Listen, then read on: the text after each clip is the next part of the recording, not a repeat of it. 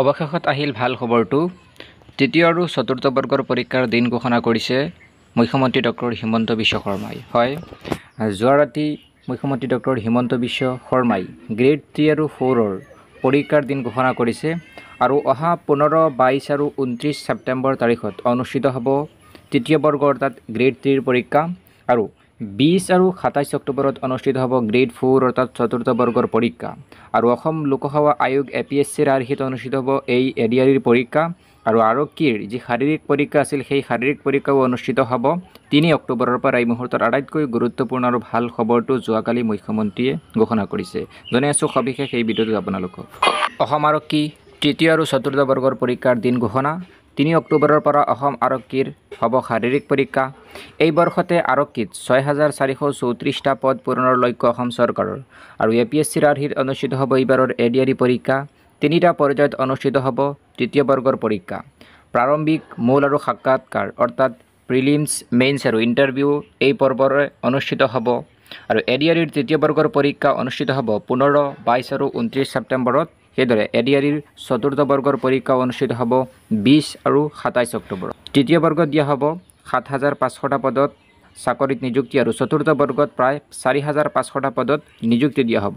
আমাৰ হাতত মুখ্যমন্ত্ৰী ডক্টৰ হিমন্ত বিশ্ব শৰ্মাৰ মন্তব্য আছে, আমি আপোনালোকক মন্তব্য শুনাই লৈছোঁ। ADRE Assam direct recruitment examination, যাক আমি চমুকৈ ADRE বুলি কওঁ, ADREৰ গ্ৰেড 3 পোষ্টসমূহৰ পৰীক্ষা 15, 22 আৰু 29 ছেপ্টেম্বৰত অনুষ্ঠিত হ'ব আৰু আজি আমি সিদ্ধান্ত ললো যে অহা 3 অক্টোবৰৰ পৰা পুলিচৰ ফিজিকেল টেষ্টসমূহ আৰম্ভ হ'ব।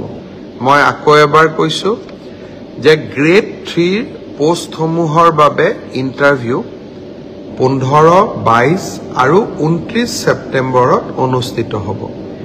এই পৰীক্ষা এইবাৰ লোকসেৱা আয়োগে পতা পৰীক্ষাৰ আৰ্হিত হ'ব।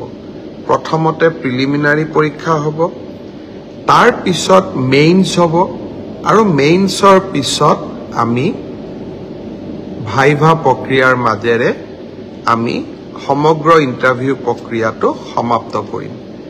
ঠিক সেইধৰণে চতুৰ্থ শ্ৰেণীৰ বাবেও আমি একেটাই ব্যৱস্থা হাতত ল'ম।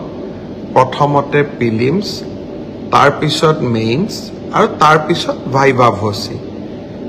গ্ৰেড 4 বা চতুৰ্থ শ্ৰেণীৰ পদৰো প্ৰিলিমছ 20 আৰু 27 অক্টোবৰত অনুষ্ঠিত হ'ব।